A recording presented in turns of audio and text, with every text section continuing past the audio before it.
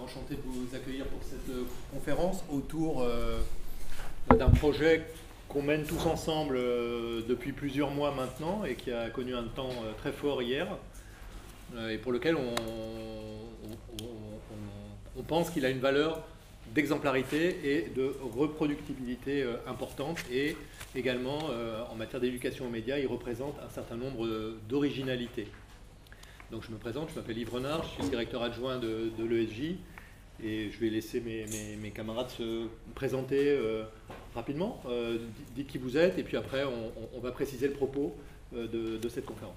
Je suis Jean-Christophe Levasseur, je suis directeur de la Condition publique qui est un établissement culturel à Roubaix. Moi je suis Claire Leproust, je suis productrice d'un projet qui s'appelle Les Haut-Parleurs qu'on a lancé il y a 2 ans. Et dont l'objet est de donner la parole à des jeunes reporters vidéastes, tous francophones, c'est-à-dire qu'ils sont aussi bien en France qu'en Belgique, mais au Maghreb, en Afrique subsaharienne et ailleurs. Et le principe, c'est vraiment de dire en 3 minutes, sur votre terrain, choisissez un sujet qui vous tient à cœur, défendez-le et racontez-le avec votre personnalité, en produisant de l'image. Il faut que c'est du sens, il y a un angle. Et mettez-y votre créativité et adressez-vous à votre génération et parlez des sujets qui concernent votre génération avant tout. Voilà. Et on a participé à ce projet dont vous allez entendre parler. Nathalie Simonet, conseillère éducation aux médias et aux pratiques culturelles numériques à la DRAC Hauts-de-France. Vincent Aguano, je suis coordinateur de l'association Carmen à Amiens qui a lancé en 1984 une télévision de quartier participative, une télévision d'immeuble, Canal Nord, et qui depuis une petite dizaine d'années fait de l'éducation aux médias, passer de l'éducation à l'image à l'éducation aux médias. Et il manque une personne qui devait être avec nous et une personne importante, qui est la préfète à l'égalité des chances du Nord. Mais comme vous le savez sans doute, le président Macron est en visite dans la région hier et aujourd'hui. Et donc, bon, elle s'est excusée, elle ne peut pas être là. Elle a joué un rôle, elle joue un rôle aussi important dans ce projet, un rôle prescripteur de financeur, mais aussi en matière de politique publique. Donc elle aurait pu en parler, hein, du rôle de l'État par rapport à la question de l'éducation aux médias et la coordination des différents acteurs qui peuvent y participer. Donc le projet dont on veut vous parler, c'est un projet qui s'appelle Toi Président, qui est un projet en fait qui, vous avez peut-être été frappé par la présentation des uns et des autres, c'est qu'on est des acteurs très différents en fait, et on a monté ensemble un projet qui a très bien fonctionné. Et c'est pour ça que j'ai proposé le thème de cette conférence dans cette journée, c'est la complémentarité, la diversité des acteurs qui m'a beaucoup frappé, et c'est ce que ça nous a permis de faire en fait, qui est exemplaire. Mais je vais peut-être commencer en ce qui me concerne moi, c'est-à-dire responsable d'une école de journalisme. Le projet qu'on a mené est donc un projet qui a consisté à mettre ensemble des publics différents, des étudiants d'école de journalisme avec des jeunes des quartiers populaires de la métropole lilloise, et à les faire travailler avec des acteurs institutionnels comme le DRAC, des structures qui font de la formation spécialisée sur les questions d'éducation aux médias, comme la structure Carmen de Vincent, et des professionnels de la production comme Claire, dont le métier est de produire des contenus audiovisuels de très bonne qualité. Et un lieu culturel qui s'est emparé de la question de l'éducation aux médias comme quelque chose de légitime. Jean-Christophe en parlera, mais ça procède vraiment d'un choix de sa part qu'il a impulsé dès qu'il a pris la direction de ce lieu culturel. C'est quelque chose d'un petit peu inhabituel. Pour nous, en tant qu'école de journalisme, la démarche était également inhabituelle parce qu'on est parti du principe qu'il pouvait être intéressant pour nos étudiants d'être confrontés à d'autres types de publics et que la co-construction d'un projet ensemble pouvait permettre d'arriver à des résultats très intéressants. Donc on a travaillé l'année dernière sur une thématique qui était celle des élections présidentielles, et on a proposé à ces jeunes de travailler ensemble pour produire ensemble des reportages sur les sujets qui, à leur avis, c'était très ouvert volontairement, pouvaient mériter d'être traités dans le cadre de cette élection présidentielle, et qu'ils ne l'étaient pas ou pas suffisamment, ou pas comme eux auraient souhaité les traiter. Et donc on a accompagné ça les uns et les autres de moyens, de formation, de moyens financiers et de compétences en matière de production. Les étudiants, les jeunes ont travaillé également ici.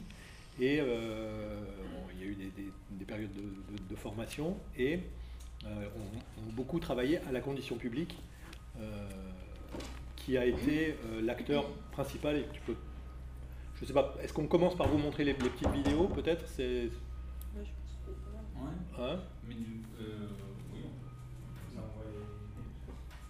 peut Ce que vous allez voir dans la vidéo, il y a un petit bout du projet Toi Président, et il y a surtout le pitch de la deuxième série qu'on a décidé de lancer sur le travail. Puisque comme ça a très bien marché, et donc on est parti dans une deuxième série de vidéos sur le thème cette fois du travail et sur des perspectives à plus long terme également. Vous avez beaucoup de chance parce que vous êtes les deuxièmes à le voir après le président Macron hier soir.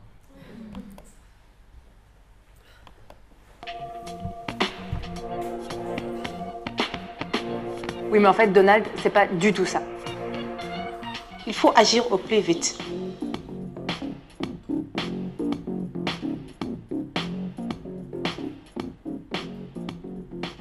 Oui, c'est vrai que les jeunes, ils s'intéressent plus à la politique, ils s'engagent moins.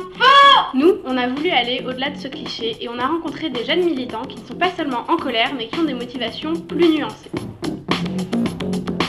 Habitante de Roubaix, je connais de près ou de loin des personnes qui sont parties en Syrie. J'apprends par accident que son corps est en débris sous les terres arides de Syrie. Aucune rose sur sa tombe.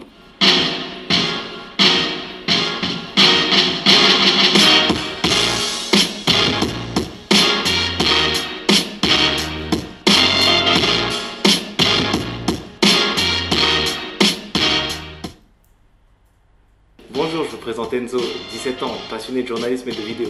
Bonjour, lui c'est Lunzi, il est artiste rappeur et par ailleurs étudiant en commerce international. Nous sommes sur le point de vous présenter notre projet qui va lier nos deux passions, la musique et la vidéo. Et dont le thème sera le chômage des jeunes. On a des rêves et des ambitions et le chômage nous fait peur. Et c'est surtout l'occasion de montrer que les jeunes ne sont pas tous des fainéants, qu'ils ont l'envie de rechercher un emploi et de réaliser leurs rêves. Salut, je m'appelle Camélia, j'ai 16 ans. Je suis au lycée en première ES à Roubaix. Je vais vous présenter une vidéo sur le thème Je vis de ma passion.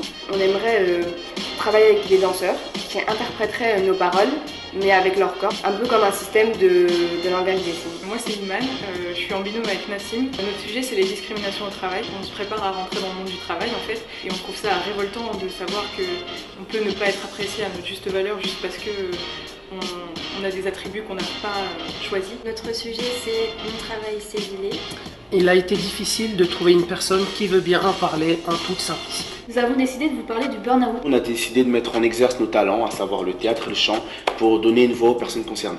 On a choisi de travailler sur comment concilier travail et études, ma vie de libre Deliveroo en 24 heures. On a décidé de réaliser une vidéo sur le thème de l'autocensure des jeunes issus des milieux populaires dans le monde du travail.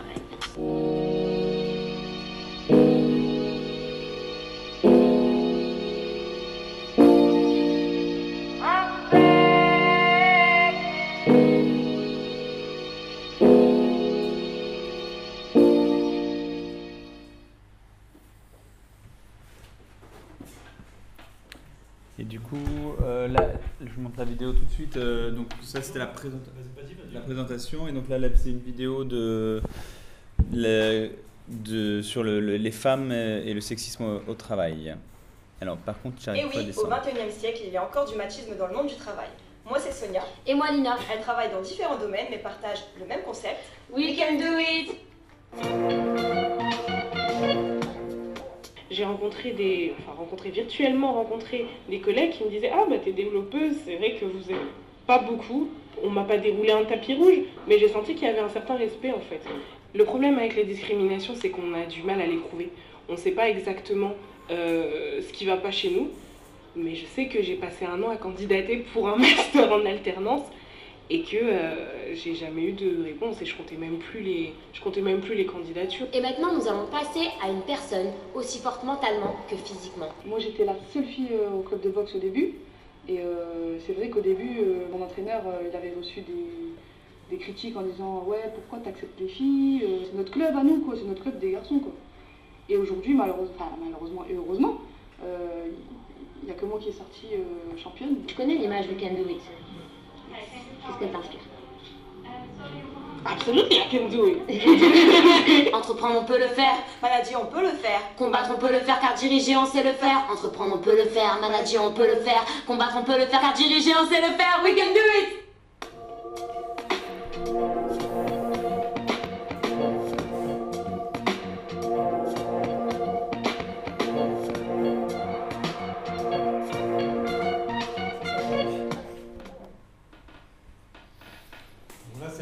En fait, c'est un montage que Claire a finalisé sur la base du travail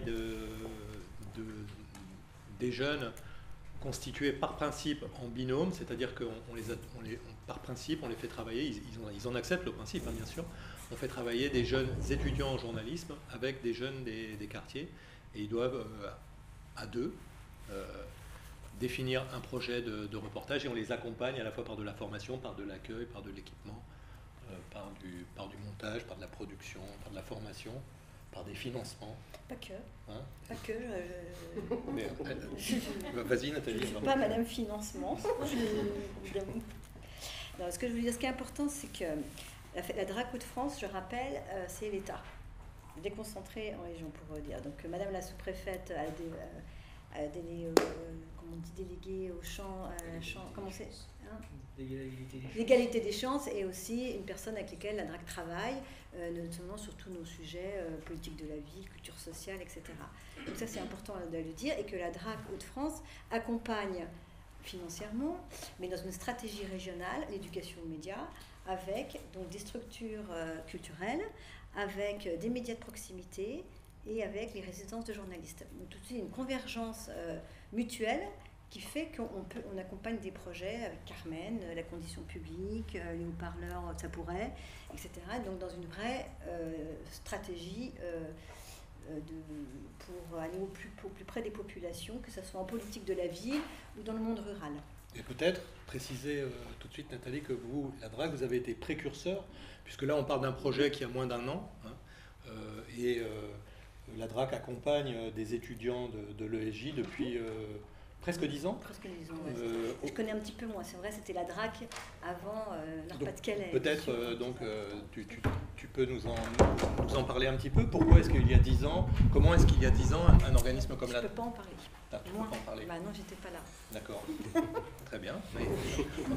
Mais il y avait déjà un engagement de toute façon sur ce sujet. Voilà. Le fait est donc que la DRAC a accompagné l'ESJ et nous a encouragés dans une démarche comparable à celle-là, moins aboutie sur la forme, en tout cas pas sous une forme audiovisuelle, mais sur le principe à faire la même chose, c'est-à-dire à faire travailler ensemble des publics différents autour de la question de production média, et donc c'est du registre de l'éducation aux médias, mais moi je n'étais pas là non plus, donc on ne va pas détailler plus que ça, mais sur le principe, voilà, c'est pas quelque chose de complètement nouveau. Ceci dit, ce qu'on mène depuis à peu près 1 an, un peu moins d'1 an, a pris une forme aussi assez différente, là, dont vous avez vu le résultat. Alors, en quelques mots, pour vous dire ce que vous avez vu là, c'est en fait un travail qui a été préparé pour être présenté à Emmanuel Macron hier, à l'occasion de sa visite de la condition publique. Donc on lui a projeté ça, en présence des jeunes qui ont produit ces reportages, ces petites séquences vidéo, et il y a eu un échange d'1 heure à peu près entre le président et les jeunes. Peut-être, Jean-Christophe, tu peux dire pourquoi est-ce qu'un lieu culturel, comme la condition publique, devient aussi un lieu média, de production, de formation, qui s'empare de la question des médias, de l'éducation aux médias.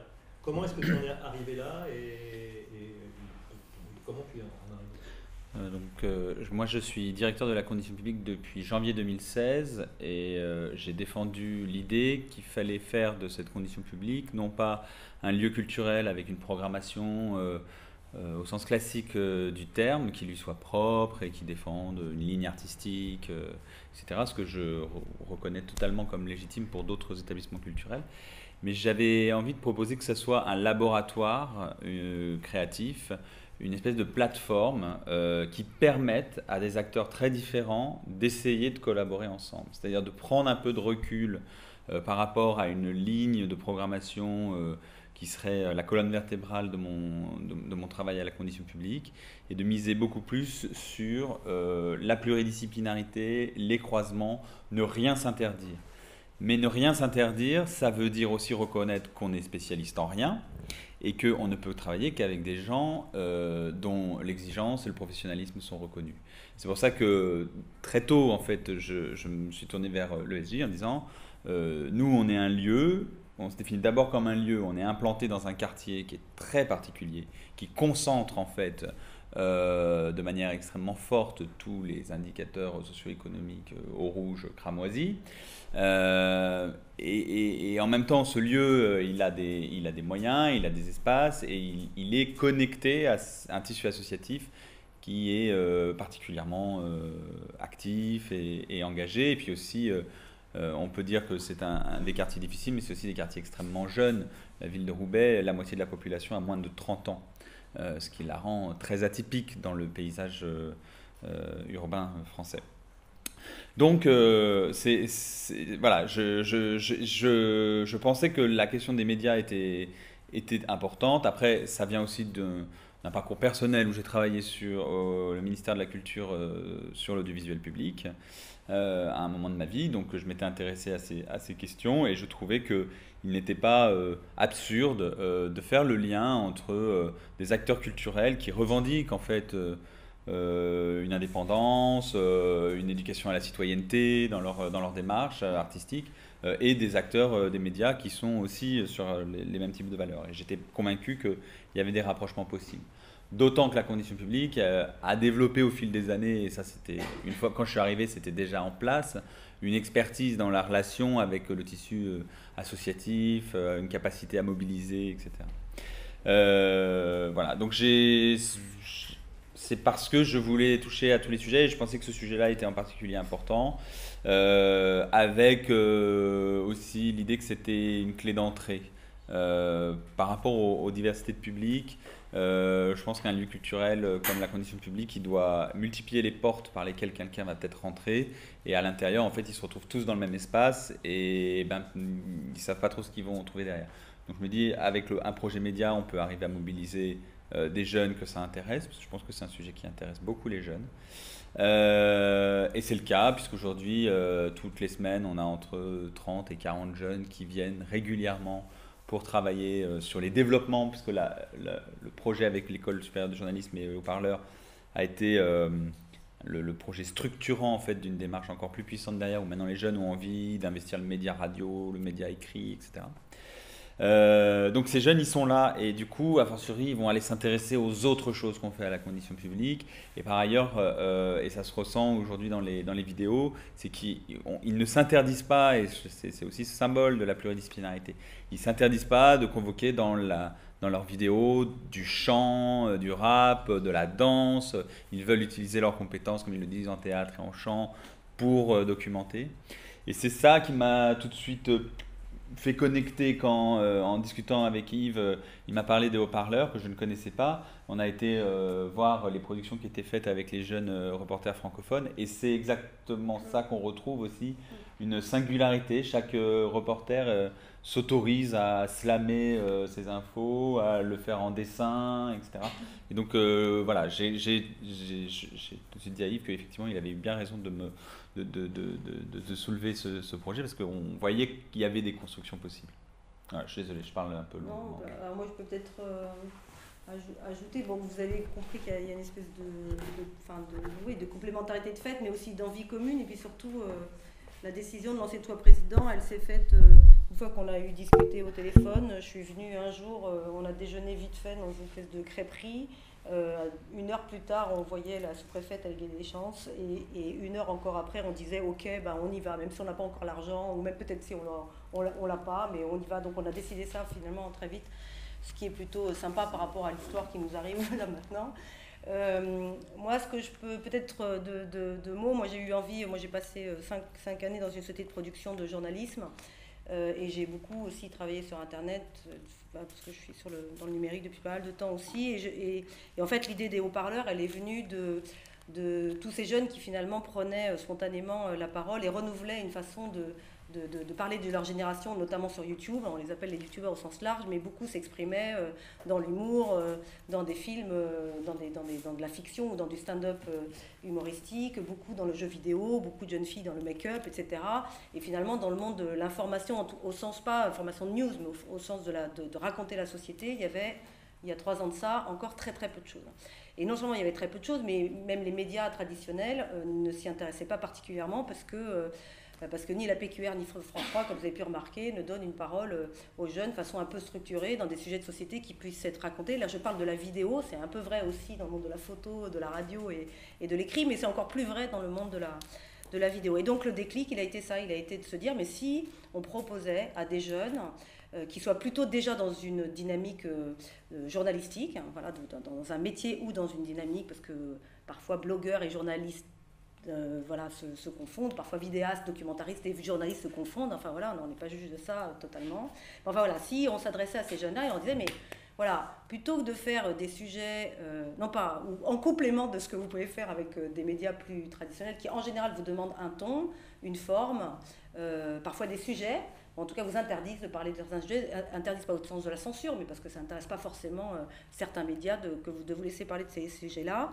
Ben, si vous vous empariez de ces sujets que vous avez envie de raconter sur votre terrain, et qu'en plus vous y mettiez vraiment votre personnalité, c'est-à-dire que vous l'incarnez, vous produisez de l'image, ça c'est important, c'est-à-dire qu'on n'est pas brut, on est la version féminine de brut, je dis, voilà, mais on revient sur l'humain et vous racontez vos sujets. Et comme disait Jean-Christophe, on les a beaucoup invités à mettre au-delà de leur personnalité, de la créativité, on pourrait dire une forme d'artistique dans leurs vidéos, s'ils pouvaient le faire ou s'ils avaient des amis avec lesquels ils pourraient le faire. Donc ça, c'est comme ça que les haut-parleurs a démarré dans son concept.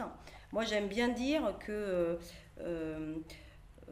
moi, les formats, c'est pas mon truc. Je trouve que c'est beaucoup plus rigolo. Enfin, c'est tellement triste d'aller dans toutes les villes du monde maintenant et de voir des chaînes qui sont toutes les mêmes, de Zara, H&M, en passant par machin. Ce qui est quand même sympa, c'est quand on retrouve des fringues un peu différentes, c'est quand on retrouve des cafés différents, etc. Et je trouve que dans l'audiovisuel, on manque de ça. Et qu'il faut revenir à des formes plus libres d'expression. Donc ça, du coup, ça fait un truc assez hétérogène, si vous allez voir les vidéos. Mais tant que je suis pilote de ce projet-là, je pense que il faut se battre pour que cette forme diverse existe. Et on a rajouté à ça le fait que, un peu par flemme d'une certaine manière, mais aussi parce que je n'avais pas envie de travailler qu'avec des alter-ego chez les diffuseurs qui pouvaient être potentiellement des financeurs en France. Et du coup on s'est dit, mais en fait, ce projet, on pourrait le rendre mondial par la langue française, en fait. Voilà. Avant même d'avoir raisonné la francophonie et le marché qui est derrière, on s'est dit, mais tout d'un coup, rien qu'avec la langue française, on pourrait toucher plein de jeunes qui sont partout ailleurs, et du coup, ça nous libérerait d'être dans ce carcan purement français, quoi. Voilà, et c'est comme ça que depuis 2 ans, on a lancé les haut-parleurs. Donc vous allez voir, parce que là, on ne vous l'a pas montré, mais on a donc des jeunes qui sont de profil en général journalistique et reporters. Ils sont quasiment 40% sont entre le Maghreb, l'Afrique subsaharienne et l'Afrique équatoriale, francophone. On en a au Moyen-Orient, on en a aussi en Belgique, on commence à en avoir en Suisse, on en a au Québec, et puis évidemment il y en a d'autres en France. Et en fait, on s'est rendu compte, particulièrement dans le cadre de ce projet-là, ça avait déjà fait un peu tilt dans ma tête, mais parce que la façon dont on travaille, puisqu'on a une rédaction à Paris, et donc on travaille avec tout le monde à distance, puisqu'on ne voulait pas non plus envoyer des jeunes. C'est-à-dire qu'on ne voulait pas... Alors vous allez me dire, c'est parce que tu n'avais pas de fric, c'est vrai, mais au-delà du fait que ce n'était pas parce qu'on avait fric, c'est parce qu'en fait, pour avoir cette légitimité de ton, c'était beaucoup mieux et beaucoup plus percutant si on faisait parler si on donnait la parole à des jeunes sur leur terrain, voilà. C'est-à-dire qu'on ne s'invente pas mauritanien si on ne l'est pas, etc., etc.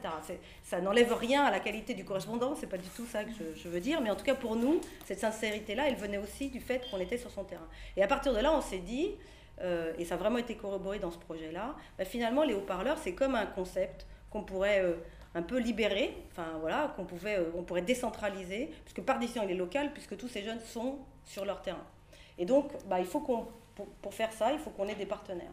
Et voilà, donc ça se théorise maintenant un petit peu plus, mais en travaillant ensemble, ce qu'on a apporté, donc nous on avait une espèce de concept qui préexistait, donc on pouvait déjà montrer des choses, on pouvait charter d'une certaine manière, on pouvait pitcher aux jeunes ce qu'on avait envie d'attendre d'eux. Il se trouve qu'évidemment quand vous dites aux jeunes vas-y, tu es libre, tu as de la personnalité, etc., vas-y, forcément ça leur plaît, hein. Bon, ça, mais ça c'est le plus facile, le plus dur vient après.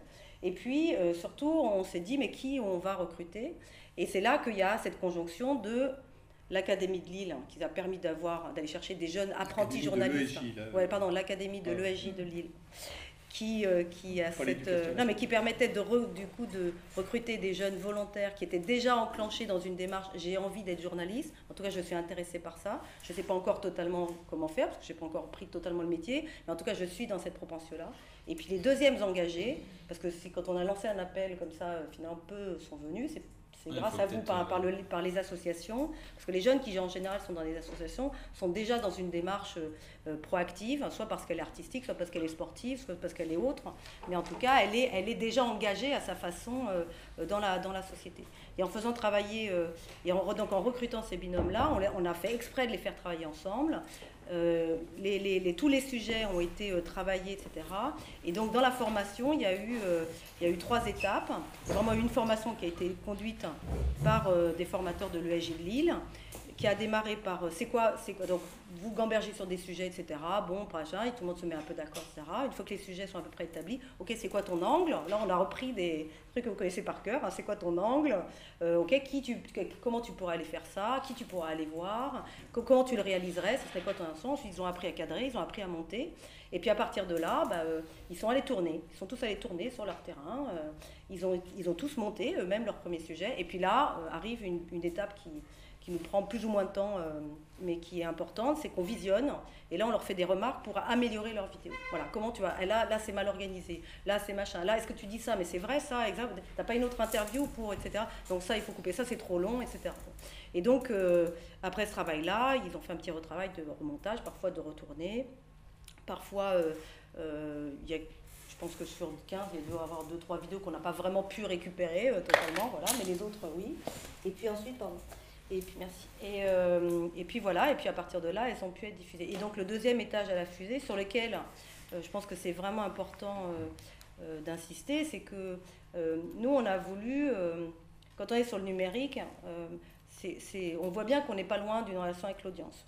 Et donc par rapport à des médias qui viennent plutôt du monde de la télé ou du papier ou de la radio, qui sont donc en émission d'information. C'est vrai que tous ceux qui sont sur le numérique vous diront, il y a tout d'un coup une relation qui se crée avec l'autre. Donc comment on l'appréhende.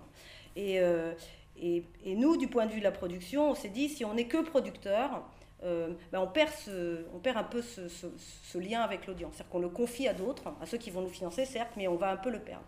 Donc, moi, j'ai eu envie de dire aux diffuseurs et à tous ceux qui ont commencé à nous donner de l'argent, laissez-nous la main quand même pour continuer aussi à être éditeur. Donc il se trouve qu'on est aussi l'éditeur de la chaîne YouTube et de la page Facebook des haut-parleurs. À ce titre, on est conventionné au CSA, on peut aller chercher des aides au CNC, etc. Donc ça fait partie du sujet. Mais en parallèle, il y a aussi un autre truc qui est qu'il faut être ouvert. Parce que si aujourd'hui vous postez des choses sur Internet, ça risque très fortement d'être très peu vu. Sauf à prendre des ressorts qui sont très, j'allais dire putassiers, parfois, très choc, très rapide, très machin, ou d'avoir beaucoup de pubs, ou d'avoir des gros... Donc votre rôle, c'est de chercher des carrefours d'audience. Et donc, je pense que c'est ce qu'on a fait aussi ensemble. C'est qu'on s'est dit, donc moi j'ai dit, moi j'ai déjà les réseaux sociaux de TV5 Monde, nous on a déjà nos chaînes, on a des partenaires qui pourraient venir en plus dans le projet, il se trouve qu'on est diffusé aussi sur Orange TV, donc on peut déjà amener ça dans la balance, mais voilà, avec la deuxième série qui avance, qui arrive sur le travail, comme vous avez vu tout à l'heure, là il faut qu'on élargisse encore ce réseau de diffusion. Et ce réseau de diffusion, c'est des partenaires qui peuvent contribuer au financement. Chacun peut mettre plus ou moins en fonction de ses moyens. Idéalement, après, si vraiment ils ne peuvent pas du tout contribuer au financement, on discute, on voit s'ils peuvent nous payer en resto. Et voilà. Et donc, je pense que c'est un peu ça qui... Alors, en quoi c'est réplicable? Peut-être que toi, tu peux le dire. On peut... oui, je peux tout à fait le dire. Je voudrais donner la parole à Vincent. Avant, je voudrais pour te lancer en quelque sorte, dire que on est ici dans un projet d'éducation aux médias, absolument, qui a une dimension originale. Qui en a sans doute plusieurs, mais il y en a une que j'identifie bien, c'est qu'on s'est lancé dans un projet d'éducation aux médias avec donc des acteurs multiples par la production de contenu, en acceptant d'emblée, comme un prérequis, l'apport des nouveaux usagers des médias, que sont les youtubeurs, que sont les jeunes d'une manière générale, c'est un terme générique, qui se sont emparés des outils numériques pour produire tout et n'importe quoi. Et que nous, on a accepté que ce tout et n'importe quoi ait un sens, soit intéressant, soit porteur d'un certain nombre de choses qu'on peut accepter, et reconnaître et mettre en avant, ce qui nous permet après d'amener ce que nous, on sait faire, c'est-à-dire de la formation, de la production, du professionnalisme, et de les amener aussi à accepter plus facilement qu'on doit se former, quoi qu'il en soit, à l'usage des médias, que ce soit les anciens médias ou les nouveaux médias, il y a des choses qui restent, il y a des choses qui sont importantes, etc. Et ça a été vraiment beaucoup, beaucoup plus facile, parce que nous, on a fait aussi une partie du chemin, je pense. Et je voudrais, Vincent, toi, tu travailles dans l'éducation média depuis longtemps. Un certain temps, voilà. Qu'est-ce que tu penses de ça avec le recul du temps et la formation que vous avez apportée aussi sur ce projet? Nous sommes venus à l'éducation aux médias, j'ai dit au départ de notre activité de médias de proximité, médias participatifs. Quand on conduit un projet de médias participatifs, un média de quartier notamment, qui n'est pas exclusivement en direction de la jeunesse, mais plutôt d'une grande partie de la population qui est souvent privée d'expression, le but c'est quand même de donner la parole et puis enfin de respecter cette parole, d'apporter une parole juste. Il faut savoir faire entre 250 et 300 métiers. Il faut faire de la médiation sociale, il faut faire, donc on a beaucoup travaillé avec des éducateurs ou des animateurs, même les fondateurs sont du sérail social. Il faut maîtriser évidemment tous les processus de production médiatique, donc savoir filmer, savoir tourner, savoir monter, etc. Il faut savoir diffuser, il faut s'improviser, apprendre le métier de diffuseur, gérer un réseau d'antennes à l'époque sur des bâtiments, etc. Et évidemment travailler avec les publics pour permettre cette expression la plus juste possible. Donc nous, c'est comme ça que nous sommes venus à l'éducation aux médias. Et aujourd'hui, donc ça c'était les années 80, 90, 2000, et aujourd'hui on doit intégrer en plus tout le volet numérique, toutes les transformations qui sont... Enfin, si on intervient sur des années scolaires, je veux dire, la première année on intervient, alors ce matin on se disait il faut se détacher des outils, c'est vrai, certes, mais on ne peut pas non plus nier le fait que les outils évoluent extrêmement vite et les pratiques évoluent extrêmement vite. Et donc aujourd'hui, si on veut poursuivre ce travail, je dirais que je qualifierais d'intervention sociale par l'image à travers nos médias et d'éducation aux médias, il est indispensable d'avoir une palette de compétences gigantesque, en sachant, en plus, quand on est une association qui se veut relativement libre et indépendante comme la nôtre, on a aussi tout le travail que l'on doit conduire de production finalement, de production de l'action associative, à chercher des financements, ou des possibilités de travail, mais aussi des possibilités de travail intelligentes en croisement, différents. Donc on a un temps de travail qui est très occupé sur de la gestion finalement, et après on doit faire nos 250 métiers. Et là, quand on est rentré dans ce projet, ce qui était très intéressant, justement, et je crois que, enfin, pour moi, c'est vraiment, c'est quelque chose qui m'a beaucoup interpellé. Je ne suis pas intervenu directement, sur les personnes de l'association qui sont intervenues sur le projet, moi plutôt en coordination. Ce qui m'a vraiment intéressé dans ce projet, c'est justement la multiplicité des acteurs. Donc nous sommes un acteur historique de l'éducation populaire, plutôt quartier, territoires ruraux, enfin un territoire en déficit d'expression, souvent on dit. Une école de journalisme, c'est très intéressant. des partenaires publics qui réfléchissent et qui cherchent à structurer quelque chose à l'échelle régionale, une société de production, une structure culturelle de proximité, des journalistes qui sont par ailleurs formateurs, donc Flora qui intervient beaucoup pour le SJ à la condition publique, qui est en résidence aussi à Carmen, la Picardie, le Nord, donc le versant sud, le versant nord, si vous connaissez un peu la région, vous voyez que c'est pas gagné non plus, c'est quelque chose d'un petit peu nouveau, et donc on s'ouvre. Voilà. Et donc moi c'est vraiment quelque chose là qui je me suis dit, bon mais évidemment, si on veut travailler, on veut réfléchir et intervenir en éducation aux médias, non des enseignants ne suffiront pas, non des éducateurs ne suffiront pas, non des journalistes ne suffiront pas, mais il faut justement chercher la complémentarité entre tous nos savoir-faire. Et depuis, toujours autour d'un verre, d'une assiette ou d'un buffet, voilà, ce sont des idées comme ça qui cheminent, à se dire qu'effectivement, aujourd'hui, ce projet, d'après moi, est peut-être précurseur ou annonciateur de projets, de projets peut-être plus ambitieux à l'échelle régionale. Parce que ce qui est intéressant aussi, et je terminerai là-dessus, c'est que ce projet permet des pratiques collectives qui aujourd'hui n'existent pas. C'est-à-dire que ce soit à l'école, même dans les associations, quoi que ce soit, si on parle de la jeunesse, là en l'occurrence, c'est le public, sont sur des pratiques individuelles. On est toujours sur des pratiques individuelles, des pratiques d'apprentissage comme des pratiques personnelles. Et là, il y a de la pratique collective, parce qu'ils sont deux, ils sont en travail en binôme, mais ils travaillent au sein d'une mini-rédaction, je dirais. Et ça, d'après moi, si on veut faire une éducation un peu intelligente et puis accrochée, il faut passer par ces formes de pratiques collectives. Voilà, donc il y a à peu près tous les ingrédients.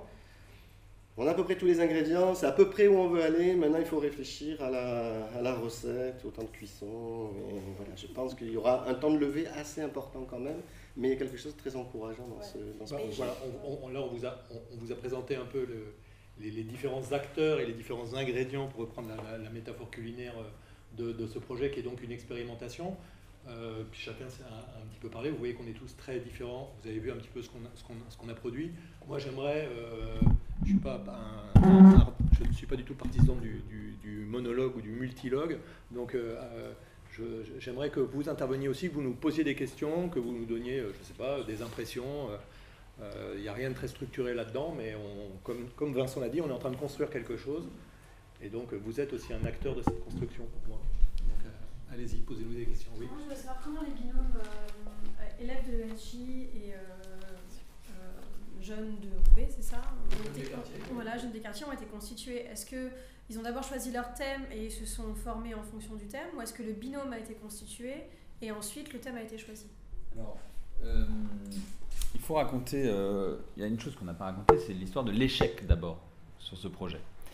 On a commencé sur ce projet avec un appel à candidature, avec une logique assez simple, c'est qu'on avait un parrain qui est Camini, et on avait lancé un appel à candidature où il disait aux jeunes, et on pensait qu'on n'aurait que des jeunes des quartiers au début dans le programme. On a fait une vidéo qui a été diffusée, il y a eu plus de 50 000 vues, donc on s'est dit bon, on aura au moins un nombre suffisant de candidatures pour commencer à travailler quelque chose, et on a eu 2 candidatures. Une et demie en réalité. Et donc là, on s'est dit qu'on avait un problème.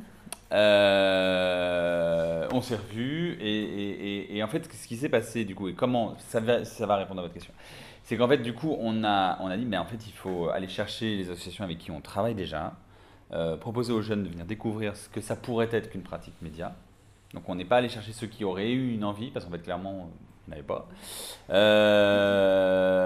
Et donc, on a organisé 4 samedis de suite, des séances de découverte, d'information sur la pratique média, mais qui en fait étaient déjà une mise en œuvre. Et là, on a mobilisé les gens de telle association où on connaissait, etc.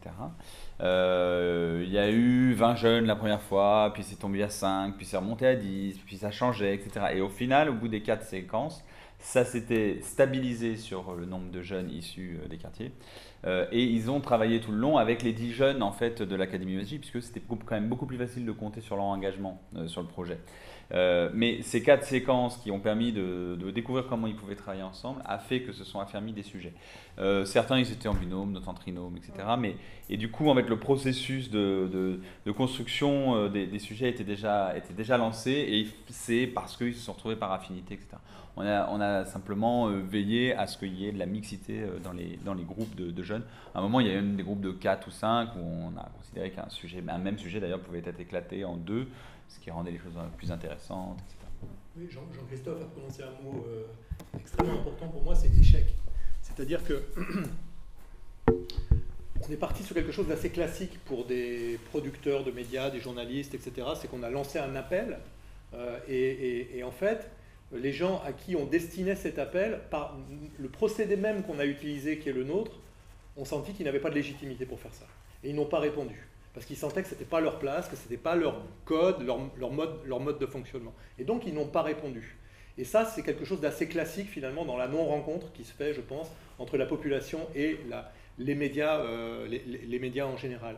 Et on a su réagir, c'est vrai, en se disant, mais bon, on a besoin d'autres acteurs. Et donc, on a été rencontrer des gens qui ne sont pas des experts des médias, mais qui sont des acteurs de terrain qui faisaient des activités diverses avec les jeunes. Et on a été là où ils étaient pour discuter avec eux, les connaître et aussi nous faire connaître ce qu'on avait à faire. Et donc, ça a fonctionné. Et donc, ça a donné un cheminement beaucoup plus progressif, en fait. Nous, on était partis sur un truc très cash. Appel à candidature, envoyez-nous vos pitchs, on va sélectionner les meilleurs, après on va vous former, on vous montrera un niveau. Oui, ça marche dans une école de journalisme, dans une boîte de prod, oui. Mais ça n'a pas marché, en l'occurrence, là, malgré toutes nos bonnes intentions. Et c'est pour ça que échec, là, c'est un mot génial, en fait. Parce qu'on l'a reconnu, on l'a accepté et on l'a transcendé. En acceptant d'aller ailleurs et d'aller rencontrer d'autres... Ce qui est très important là, c'est vraiment important à dire, et je le dis d'autant que les représentants de l'État sont là, c'est la confiance des financeurs, du coup. Parce que quand on a eu le financement pour le projet, il était sur le mode, on a Camini, il va nous faire un appel à candidature, on va avoir que des jeunes des quartiers, etc. 2 mois après, on est face à ce constat d'échec. On a pu en parler avec l'État et dire est-ce qu'on va changer de mode de faire et vous continuez à nous faire confiance. Oui, et du coup, on a pu continuer. Si on veut innover socialement, l'innovation passe forcément par des cycles, de l'incrémental. Et c'est vrai, parce que je suis passé du côté des politiques publiques, c'est vrai que les politiques publiques parfois peuvent avoir une tendance à être un peu rigides, c'est-à-dire vous avez une subvention pour une mission très précise, si vous ne l'avez pas respectée à la lettre près, on va vous demander de rendre l'argent, etc. On va vous contrôler, il va y avoir l'audit du contrôle de gestion qui va tomber sur vos épaules. Heureusement, là, on avait des interlocuteurs qui étaient beaucoup plus bienveillants et positifs que cela, et qui ont maintenu leur confiance dans le projet, qui nous ont même aidés, orientés, enfin on a pu échanger sur ça, les intentions restaient les mêmes, mais on a orienté le projet. Et aujourd'hui, avec le recul, on est très heureux d'avoir échoué sur la première version, parce qu'en fait ce qui a fait toute la saveur, quand on a fait le bilan avec les 20 jeunes qui ont participé, c'était bien cette mixité entre les 10 de l'Académie USJ et les 10 des quartiers. Et ça, tout le monde reconnaît que c'était la force du projet et c'est ce qui fait qu'il était encore meilleur que si c'était qu'avec les jeunes des quartiers. Et au début, les 10 de l'ESJ, c'était au moins on en a 10. Non, mais il y avait un côté un peu comme ça, soyons honnêtes sur les. À un moment, on a eu peur quand même. Parce que certes, il fallait rendre l'argent, mais on avait déjà dépensé une partie. Nous, on n'avait pas trop peur parce qu'on est toujours un peu à distance. Moi, je voulais juste rajouter deux choses. Je voulais rebondir sur ce que tu as dit tout à l'heure sur le collectif. Et c'est là que le projet, c'est vraiment du boulot, aussi collectif de notre côté. Mais en même temps, quand on les réunit et qu'on leur dit, voilà, en 3-4 mois ou en 3 mois, vous allez pouvoir produire une vidéo, c'est ça qu'on attend de vous. Finalement, c'est pas monstrueux. C'est-à-dire qu'une fois qu'on a bossé avec leurs sujets prêts, etc., et donc la satisfaction qu'ils ont aussi au-delà du collectif, c'est quand même d'avoir produit, je vais dire une œuvre, pas une œuvre au sens forcément auteur du terme, quoique, mais en tout cas ils ont vraiment produit quelque chose. C'est la notion du... Enfin, moi je suis le producteur, mais c'est pas la vraie production, c'est ça. C'est qu'à un moment donné, ce qu'ils voient là, c'est la joie qu'ils avaient hier en montrant ces vidéos, c'est leur parole qui était portée, c'est leur production qui était portée, etc. Et aussi, je pense que dans le projet commun, tu as parlé du bilan, mais je pense qu'on n'en serait pas là s'il n'y avait pas eu cette phase de bilan. C'est-à-dire qu'on a essayé de faire des choses un peu à la fois dans la spontanéité, en recalant les trucs, etc., de façon assez souple et organisé en même temps. Mais enfin voilà, on recalait régulièrement les choses. À un moment donné, il y avait des problèmes d'équipement, bon, comment on cale ça, etc. Bon. Mais il y a eu aussi ce moment de bilan. C'est-à-dire qu'on s'est dit, ok, il y a eu une douzaine de vidéos qui ont été faites. Le budget, le projet ça avait coûté tant. En termes de diffusion, on a touché combien de gens, quand on pensait des jeunes, etc. Et on s'est réunis autour de la table en présence du service de la sous-préfecture, on dit ça, du commissariat général, de la préfète déléguée. Voilà, pardon, je suis passée. Présence de la et voilà, et ce bilan-là, il a acté d'un truc qui pouvait devenir pérenne. Et je pense que c'était assez important de A à Z d'avoir conduit le projet comme ça. Alors, juste pour revenir sur cet échec, je pense que, je ne sais pas pourquoi toutes les personnes qui sont là aujourd'hui sont là, mais en fait, je crois vraiment, et quelqu'un pourra peut-être me contredire, mais qu'il n'y a pas de solution. On ne sait pas comment il faut faire. Et je pense que même au niveau de l'État, Jérôme Bouvier a beaucoup fait pour... je ne crois pas qu'il y ait de solution. Et donc, c'est aussi ce qui permet, je pense, cette souplesse des financeurs qui cherchent à inventer en même temps que nous comment agir et agir au mieux. Mais c'est vrai que je rebondis, Vincent a tout à fait raison, Yves aussi, c'est que c'est la multiplication des échecs aussi, à un moment donné, qui font qu'on va arriver vers quelque chose qui va tenir. Et aussi la mutualisation, on en parlait aussi avec les collègues de la condition publique, là, de trouver une mutualisation maintenant, de s'organiser en réseau, de trouver des solutions autres, parce que ce qui se passe maintenant, avec le lancement des résidences de journalistes qui a eu lieu dès 2015, c'était le début de toutes ces affaires. Bon, le Clémy, je sais qu'il a beaucoup travaillé, il travaille historiquement sur l'éducation aux médias depuis très très longtemps dans les écoles, mais c'était confiné aux écoles, c'est-à-dire que ça ne sortait pas. Et là, on découvre tout ça, tous ensemble, on découvre tout ça, c'est un truc incroyable. Donc, il y a une profusion de projets, partout en France quand même, parce que nous on s'intéresse à notre territoire des Hauts-de-France, mais partout en France il y a des résidences de journalistes, il y a des choses comme vous qui se font ailleurs aussi, il y a partout des choses, il y a des rencontres à Paris, ailleurs, dans tous les territoires, où on est tous au cœur. Et c'est vrai, ce qui est intéressant maintenant, c'est, Vincent a raison, comment on fait pour structurer de mieux en mieux la chose, pour que tout le monde s'en saisisse, les parents notamment, parce que là on parle beaucoup des jeunes, mais moi j'ai un vrai sujet aussi, qu'il va falloir qu'il soit abordé à un moment donné avec toute la population, c'est comment les parents s'approprient tout ça aussi. Parce que ça c'est important, l'éducation aussi des parents, des familles. Donc ça, le CGET, je sais qu'il est très sensible à ce genre de choses, etc. Donc il y a vraiment de quoi faire, et surtout que les initiatives se prennent, il faut oser, il faut dire, se contacter, voilà, et faire du réseau. Ça, je pense que c'est très, très important aussi. Oui, j'avais justement proposé au public de prendre la parole.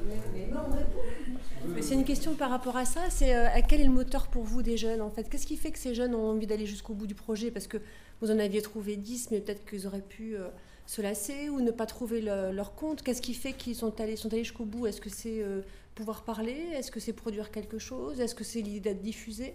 Qu'est-ce qui fait que ça, à votre avis? Faudrait leur demander. Ouais. Non mais d'abord, comme on disait, il y a une partie qui était déjà enclenchée dans un processus. Je m'intéresse et j'ai envie d'avancer. Les autres, il y en a quand même pas mal qui sont, je dis, quand ils sont dans les associations, ils sont quand même souvent déjà un peu engagés dans la société, donc qui s'expriment par le rap, qui s'expriment par la danse, etc. Enfin, donc il y a des formes d'engagement qui ne sont pas nécessairement par l'écrit et par le sujet de société. Et puis 3, en fait, je pense qu'on leur demandait de raconter en vidéo, d'aller faire, donc ça, je pense que ça les motivait, le fait d'être diffusé. On n'a pas dit, mais dans ce projet-là, ils ont été un peu rémunérés. Mais ça, c'était pas le moteur de départ, mais c'était un peu la règle. Parce que nous, on considérait, et c'était prévu dans le cadre du budget, mais on considérait que si on leur offrait après une vraie grande diffusion, en tout cas pour un certain nombre, c'était légitime qu'ils puissent avoir une rémunération. Ce qui est rare en général dans le monde du numérique, parce que tout a l'air d'être gratuit, mais c'est pas vrai. Voilà, donc mais les moteurs n'étaient pas l'argent. Le moteur, c'était vraiment, je pense, le collectif, le sujet, la production, la liberté et la diffusion. Et puis l'encadrement, enfin aussi le fait de travailler tous ensemble. Justement, sur la diffusion, est-ce que ça se limite, je dirais, au site où il y a eu des diffusions publiques qui ont permis aussi à ces jeunes de présenter leur travail, parce que c'est ça aussi, je pense, qui est important, c'est que les films, s'ils ne sont pas aujourd'hui aussi accompagnés dans un espace de diffusion collective, je crois qu'il manque quelque chose. Il y a eu des séances de diffusion à organiser à la condition publique, c'est l'avantage d'avoir un lieu, et ça a permis des échanges autour des films, et ça nous a permis aussi de constater qu'il y avait un manque au moment de la diffusion, c'est qu'ils n'avaient pas invité les gens qu'ils ont interviewés.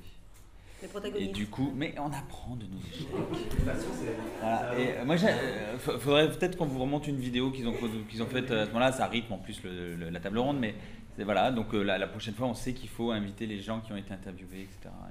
Et à l'ESJ, vous avez fait une diffusion de votre côté, réalisé avec les jeunes Non, je dirais pas encore. La diffusion principale qu'on a faite hier, c'était hier à la condition publique pour le président de la République. Mais non, Jérôme, tu voulais prendre la parole et puis après on peut. C'est par rapport aux écrans, on n'est pas que sur les réseaux sociaux. Quand on parlait d'Orange tout à l'heure, c'est sur la télé que ça apparaît. Ils ont tous été diffusés sur la télé, ils sont encore accessibles sur le canal 31 d'ailleurs. Et régulièrement, les meilleurs reportages passent aussi à l'antenne de TV50 en l'occurrence. Et là, on est en train de discuter avec d'autres diffuseurs pour élargir un peu le bassin, mais en tout cas, ça passe très bien quand ils sont bien. Ça passe sur la motivation, ça joue maintenant énormément, c'est qu'ils se rendent compte qu'il y a eu en cumulé 230 000 vues. Donc là, évidemment, sur la plateforme YouTube, là, on voit sur cette vidéo qu'on pourrait vous présenter, il n'y a que 5 ou 6 000 vues, mais juste sur la plateforme YouTube. Après, il y a Orange, il y a TV5 Monde, et du coup, en cumulant tout, on a atteint 230 000 vues, c'est une reconnaissance énorme. Je crois que le fait aussi qu'il y a eu un intérêt important hier, ça va booster. Ah ouais, c'était un beau. Quand même, hein, faire venir le président pour montrer les vidéos. Mais non, mais vous rigolez, mais il est venu pour ça. Donc. Il est venu pour ça. Mais c'est vrai. Il venait pour la politique de la ville et la préfète déléguée à l'égalité des chances. Il voulait faire une rencontre avec des acteurs. Il m'a dit il faut aller à la condition publique parce qu'en plus il y a ce projet média. Donc, non, c'était une grosse partie de la rencontre. Jérôme ? Je voulais simplement réagir un peu par rapport à la notion d'échec que je trouve effectivement fondatrice. Donc nous, quand on a lancé cette idée de créer un statut de journaliste en résidence aux assises du journalisme à Poitiers en 2012, c'est après un échec comme une initiative qu'on avait eue avec Journalisme et Citoyenneté de créer des binômes justement.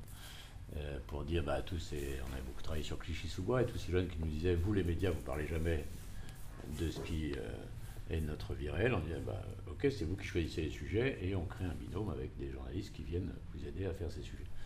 Donc on a eu je sais pas combien 150 candidatures de journalistes et après 60 relances, une vingtaine de candidatures de jeunes des quartiers qui en fait étaient eux désireux qu'on les interviewe, mais qui n'étaient pas désireux donc l'idée de co-construire ou de fabriquer ensemble un reportage était... Bon bref, ça a été un échec. Et c'est à partir de là qu'on s'est dit, tant qu'il n'y aura pas une présence dans la durée des journalistes sur les territoires pour faire capter les intentions du territoire, on n'arrivera pas à avancer. D'où cette idée, en se calquant sur un vieux dispositif, qui est celui du CLEA, les contrats locaux d'éducation artistique, c'est-à-dire écrivain en résidence, artiste en résidence, etc. C'est-à-dire pourquoi pas dupliquer ça sur le statut de journaliste.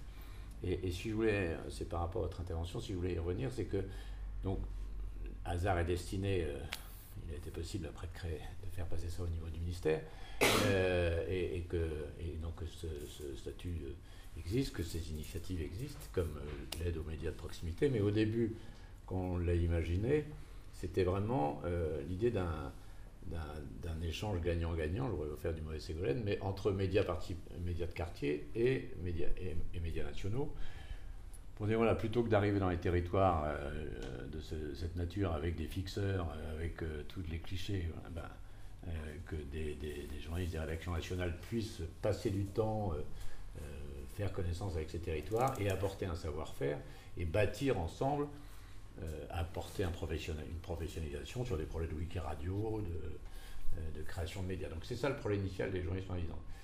Et moi, au début, j'étais un peu agacé quand, après notamment les premières expérimentations qu'on a fait au niveau du ministère en Pas-de-Calais, ça a été très tourné éducation aux médias parce que ça arrivait après Charlie. Et tout d'un coup, c'était fake news. Beaucoup de résidences ont été uniquement centrées sur ça. Dans un premier temps, ça m'a agacé, c'est vrai.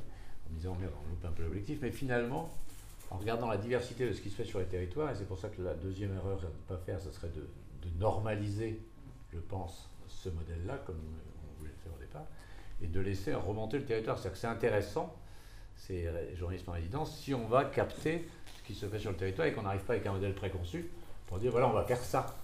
Et donc, si une résidence reste assez cantonnée à l'éducation, à l'information, ou si une autre va être strictement dans la création d'un média ou dans l'évolution numérique d'un autre, bah, tant mieux. Ce qu'il faut, c'est ne pas simplement les enfermer sur la seule diffusion, évangélisation, de regarder ce que c'est qu'un média, regarder ce que c'est que défense de nos marques. Oui, nous, on fait de la bonne information, ça ne fait pas la vraie information. Ce serait surtout ça qui serait dangereux. C'est de ne pas faire en sorte que ces résidences servent aux journalistes à aller se ressourcer sur les territoires. Merci beaucoup. Je ne sais pas très bien combien de temps on a, mais je pense qu'on est déjà... Combien de temps on a de retard, c'est ça? Combien de temps on a de retard, voilà. Est-ce que vous voulez qu'on regarde encore une vidéo? Et puis après, encore 2 ou 3 questions, et puis... Combien de maires de gauche sont passés à Roubaix? C'est la même merde depuis la nuit des temps. Eh oui, les jeunes ne croient pas en la politique, et c'est pas nouveau. Et souvent, ils s'abstiennent. Je suis Madeleine, et j'ai été en banlieue de Lille pour leur demander pourquoi ils préféraient aller jouer au foot le dimanche plutôt que d'aller voter. Il faut encourager nos jeunes. Ce pays si dur avec sa jeunesse. On veut un regard neuf. Les idées sont extrêmement modernes. Ce sont des quartiers où nous, on ne sait rien leur offrir. Pouvoir vivre normalement. Tous ceux qui, au fond, profitent du système. Je suis le maire de tous les Roubaisiens, y compris ceux qui n'ont pas voté, y compris ceux qui n'ont pas de carte électorale. Je suis le maire de tous les Roubaisiens.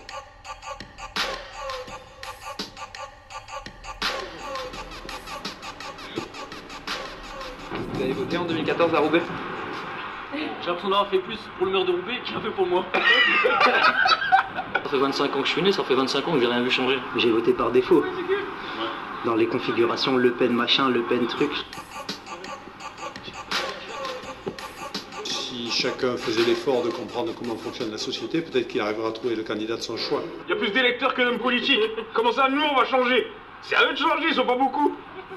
C'est un malade, ce mec. C'est malade. Il faudra pas changer les gens de toute façon. C'est plein de vieux qui font des débats avec leurs problématiques mais pas les nôtres. Ça me donne pas envie de regarder. Je préfère regarder un match de Ligue des Champions par exemple. Venir jouer au foot le dimanche plutôt que d'aller voter. Oui. Je pense qu'il devrait y avoir plus de représentants qui viennent de la France d'en bas entre guillemets. Que ce soit un peu plus diversifié. C'est eux qui sont déconnectés de la société. Ils connaissent même pas le prix d'un pain au chocolat et puis il va venir nous dire ça va nous changer. Maintenant après il y a toujours il y a personne qui te représente à 100%, c'est pas vrai. Enfin, si tu veux être représenté, présente-toi. On est arrivé dans un cul-de-sac. Ils font leur vie, on fait la nôtre. Jusqu'à en crever, c'est tout. Je les vois à la télé, ils parlent. Déjà personne parle comme ça. Qu'est-ce que vous pensez des abstentionnistes? Oui, d'accord. Écoutez, que ce sont des feignants et des ingrats, des irresponsables qui s'en remettent à des gens qu'ils n'ont pas élus pour gérer les transports, la culture ou les lycées. La meilleure façon serait de voter blanc, peut-être, parce que, mais bon, ce serait quand même faire un effort et participer à cette élection, si on n'est vraiment pas d'accord avec tout ce qui se passe autour de ça. S'abstenir peut être aussi considéré comme une démarche politique. Il y a des gens qui vont pas aller voter mais qui vont aller aider dans leur quartier, qui vont aller participer à des associations et qui ont déjà... Pour moi ça c'est de la politique, c'est de la vraie politique. Je pense que on va dire la première action qu'on a qui est politique et qui est purement politique, c'est l'achat. T'achètes une marque, t'achètes aussi tout ce qui en découle, tout le système qui va avec. Voilà, j'espère que cette vidéo vous a plu et qu'elle vous a fait réfléchir sur la valeur du vote aujourd'hui. Et vous sentez-vous représenté par la classe politique française? Ne faudrait-il pas dépoussiérer un peu notre démocratie? Certains parlent d'une 6ème République, ou d'un recours plus important au référendum, ou bien encore d'un 49.3 citoyen. Dites-nous ce que vous en pensez dans les commentaires, et n'hésitez pas à regarder d'autres vidéos des haut-parleurs.